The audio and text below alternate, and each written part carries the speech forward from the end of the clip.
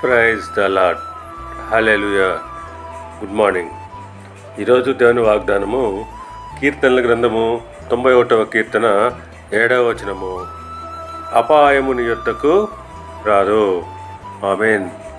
క్రీస్తునందు ప్రియులారా, నీ ప్రక్కన 1000 మంది పడినను, నీ కుడి ప్రక్కను 10,000 మంది కూలినను అపాయము నీ యొద్దకు రాదు. ఎందుకంటే నీవు మహోన్నతుని చాటున నివసిస్తున్నావు కనుక. అవును, ఎవరైతే మహోన్నతుని చాటున నివసిస్తూ ఉంటారో అట్టివారు సర్వశక్తుని నీడను విశ్రమించేవారు. అట్టివారికి ఎటువంటి ఆపద కలగదు. యోబు గ్రంథము 5వ అధ్యాయము 19వ వచనం ప్రకారంగా 6 బాధలలో నుండి ఆయన నిన్ను విడిపించును, 7 బాధలు కలిగినను నీకు ఏ కీడును తగలదు.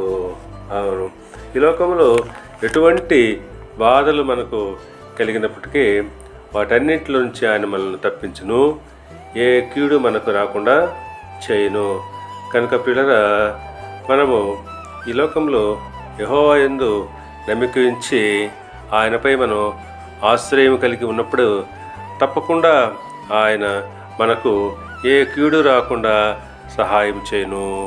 మన ప్రక్క 1000 మంది పడినా, కుడి ప్రక్కన 10,000 మంది కూలినప్పటికి కూడా అపాయము నీ యొద్దకు రానే రాదు. దేవుడు మిమ్మల్ని దీవించి ఆశీర్వదించి వర్ధిల్ల చేయునుగాక. ఆమేన్.